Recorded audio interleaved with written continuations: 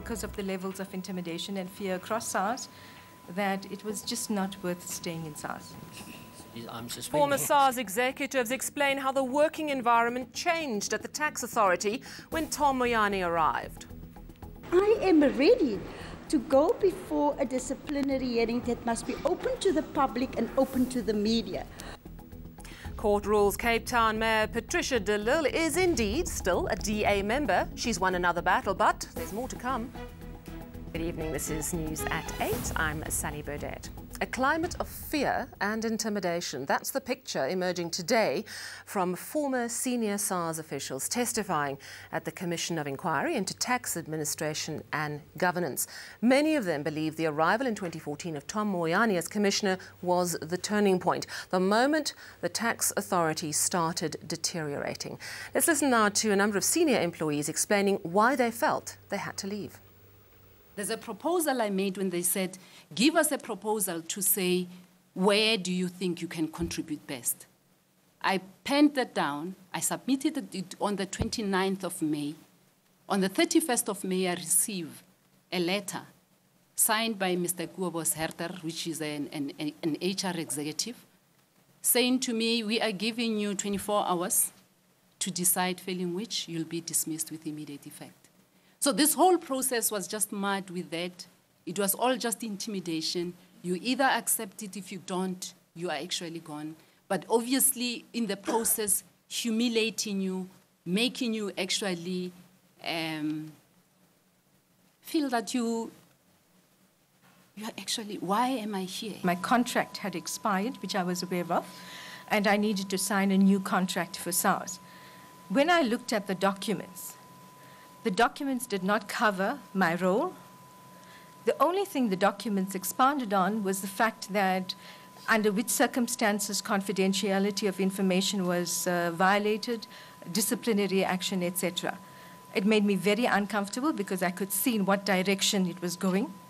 And I received this probably on a Friday. By the Monday, I submitted my resignation, and then I left because I knew that they were like a heat-seeking missile, and they were not going to leave me alone.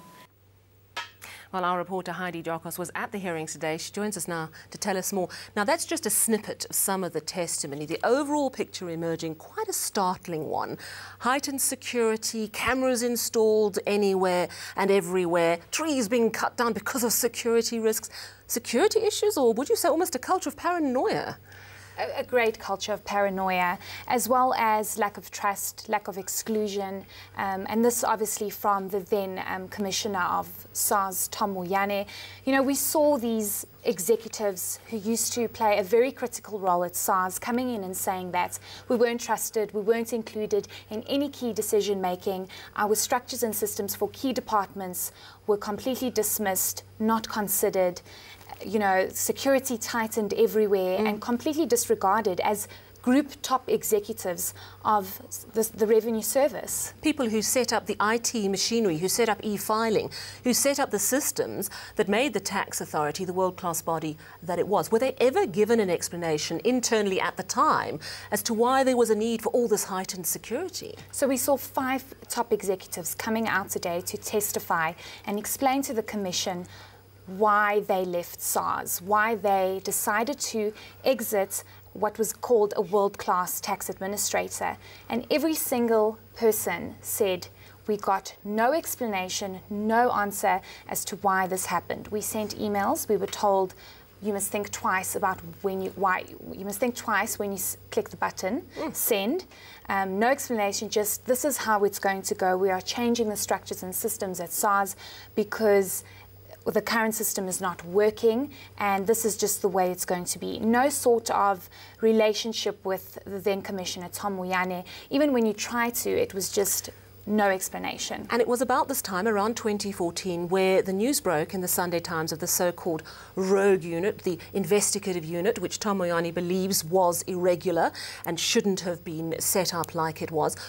Did the staff or the former staff members today explain whether they were ever given an understanding of that internally? What was the internal communication when that story broke publicly to SARS staff at the time? I think there's a big question mark around the so-called rogue unit, because, and that's why it's got the name the so-called rogue unit, because nobody understands the terms of reference, if I can put it that way, of this rogue unit. Nobody got any clarification of where this rogue unit originated from. And, we saw these top executives coming in and saying that we were called into a room, into the very same auditorium where the inquiry is happening, and we were told that this rogue unit has come out, there's an ongoing investigation, and we have suspended all group executives. No explanation why this has happened, what is going to happen thereafter, and what role these group executives will now be playing since they have been suspended. And what happens tomorrow, very briefly? So tomorrow we're going to see former Commissioner Ivan Pillay, who will be taking the stand, also very much implicated in the so-called rogue unit, as well as former spokesperson Adrian Lekay, who also had, butted heads with Tom Moyane.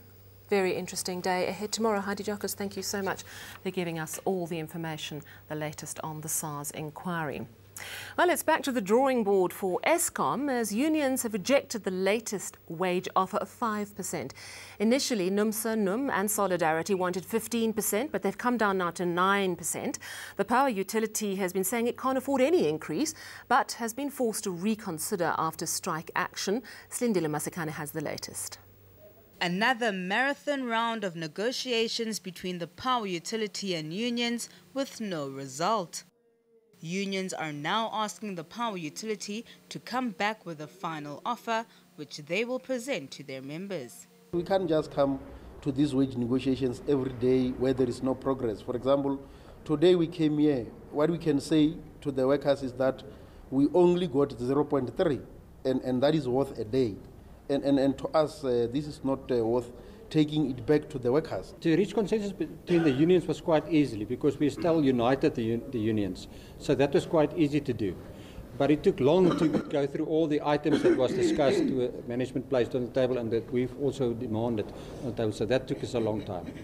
We are in the negotiations. We wouldn't want to bargain in bad faith. We are genuine when we say Eskom must go back.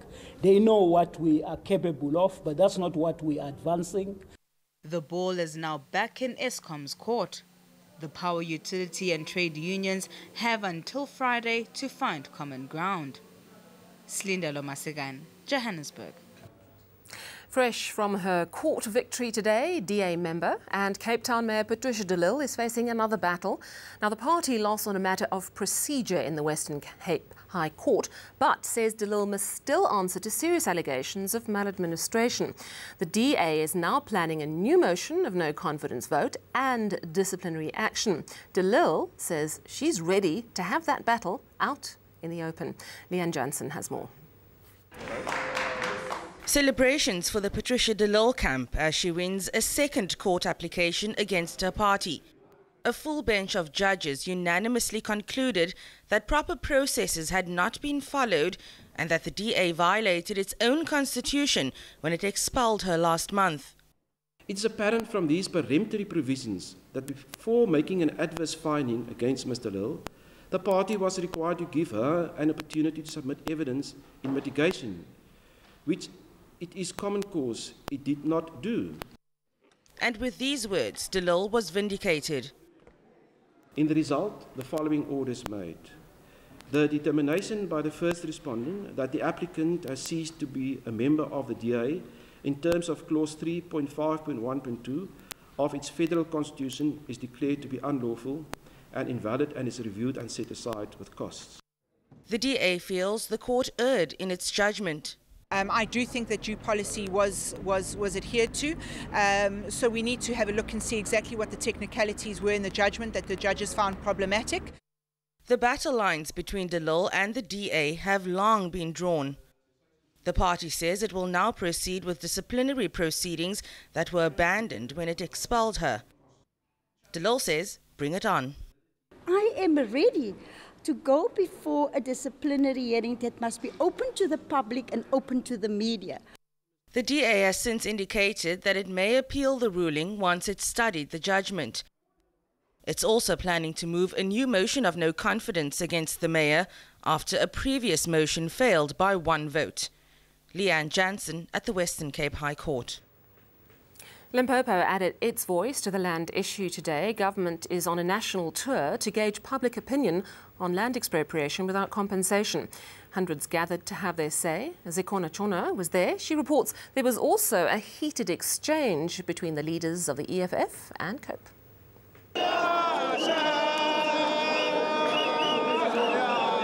The most burning topic in our country right now, land restitution without compensation, is being given the airtime across the country.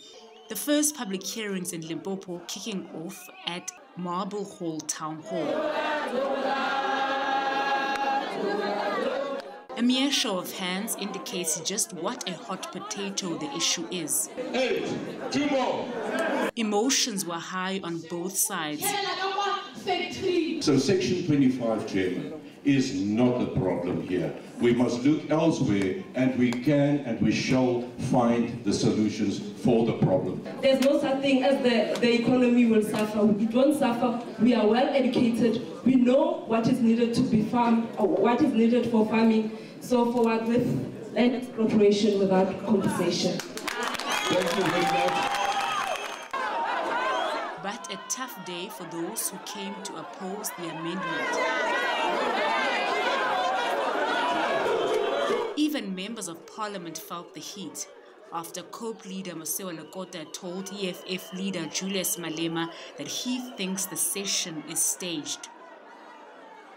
If Lekota's views do not find an expression, he must not create his own imagination. There's no one who has staged this process. Everyone speak black and white, men, female, young and old. Given the number of people that showed up and the level of emotions, it's evident that this is not going to be an easy journey, not only for Limpopo, but for the country as a whole. The hearings continue in different parts of the province for the rest of this week. Zikona Chona, Marble Hall in Limpopo. Still ahead on eNews, it's emerged that Stacy Adams' alleged killer has other pending cases for serious and violent crimes. Stacy Adams' mother.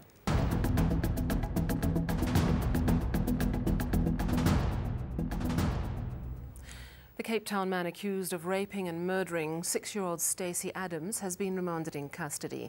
The Mitchells Plain Magistrates Court has heard that the 25-year-old has a series of other pending cases for serious and violent crimes. Stacy's naked body was found in a shallow grave over the weekend, just meters from her Mitchells Plain home.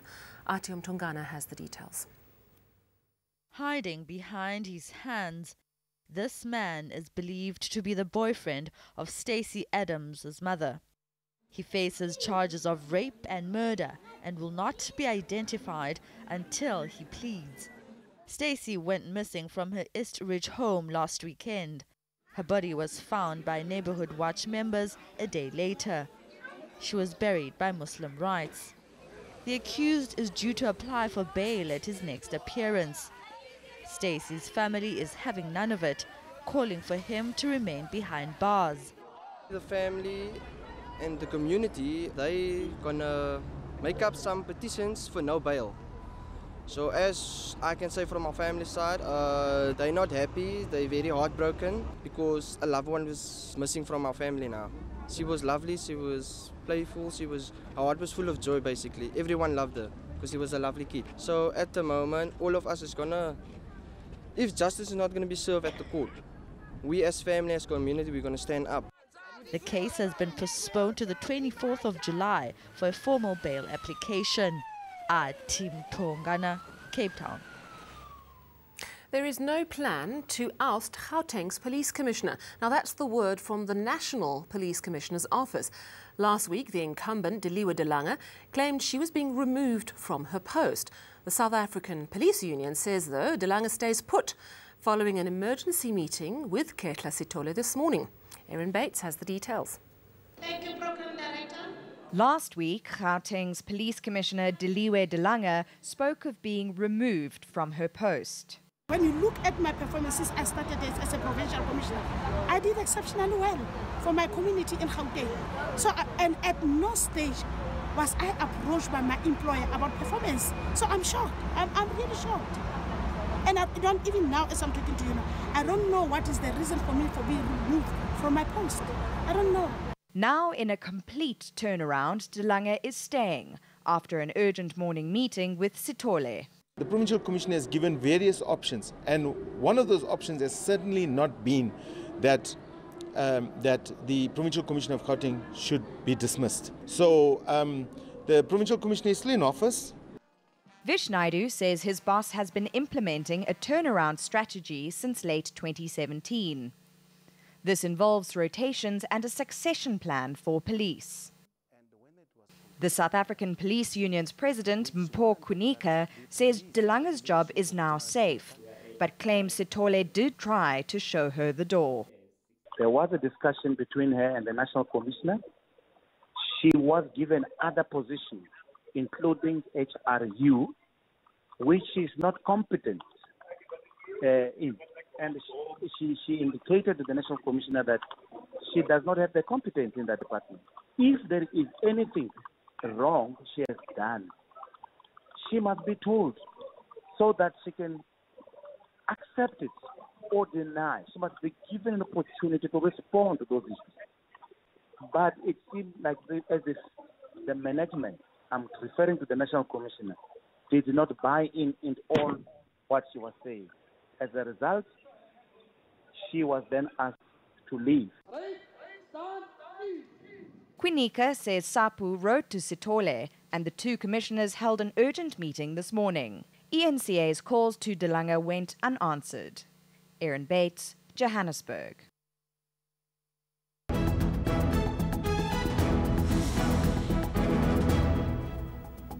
Let's take a recap of your top stories. Former SARS executives explain how the working environment changed at the tax authority when Tom Moyane arrived.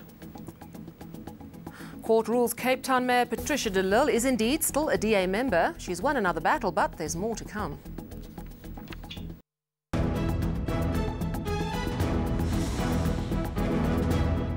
Good evening, everyone. A cold front is currently moving through the Eastern Cape and will move northwards towards KwaZulu-Natal tomorrow. And behind this system, there'll be morning fog patches for some areas in the Cape provinces. There'll also be a few showers around sunrise for Port Elizabeth, as well as the coastal areas of KwaZulu-Natal. And while those areas clear out in the afternoon, it's going to stay especially cold for the Eastern Cape and KZN. By evening, some moisture starts to move in from the Indian Ocean, and that will bring cloud cover to some areas in the Lowveld as well as the adjacent escarpment. Let's look at your detailed forecast, and it's going to be a cooler day for Kimberley with a maximum temperature of 19 degrees and a very icy morning for Sutherland with an overnight low of -4. Although there's going to be a lot of cloud over the Western Cape, we don't see any rainfall, and most places in the province stay well below the 20-degree mark. A much colder day lies ahead for the Eastern Cape, some parts of the province barely reaching the double digits in the afternoon, and as mentioned, there could be showers around at first for Port Elizabeth. A few showers as well for the coastal belt of KZN, in particular for Richards Bay. Durban, the chances are low, but we can't rule out the possibility that you might get a few drops at first. Mostly sunny into Mpumalanga, a slightly warmer day over this province, but by evening, as we've seen, some cloud cover drifts into the eastern parts. And for the meantime, it stays almost summer-like into parts of Limpopo as temperatures will climb into the upper 20s.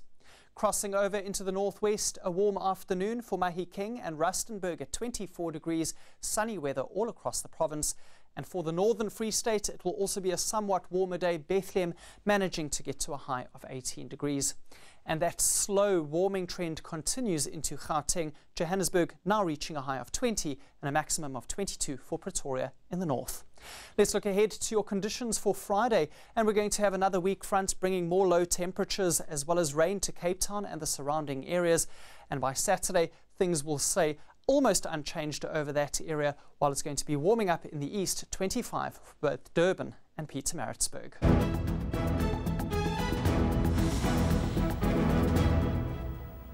And finally, another homegrown talent making waves internationally. BET award-winning artist Sjava arrived home to a hero's welcome at OR Tambo International Airport today. Sjava, real name Jabulani Khadebe, was returning from Los Angeles, where he won the Viewer's Choice Award for Best International Act on Sunday. He's a kid that's making music esontweni kaShembe, you understand? Eyitshela ukuthi ngeke kwazi ukuyenza le hip hop ngoba inwele zakhe azikho fancy. Ngeke kwazi ukuyenza le hip hop ngoba intshebe yakhe ayikho fancy. Ngeke kwazi ukuyenza le hip hop ngoba akuvumelekile ukugqoka kanje. Yabona le nto leyo. So manje ngibona ngivela ngigqoke kanjalo uyakhuthala.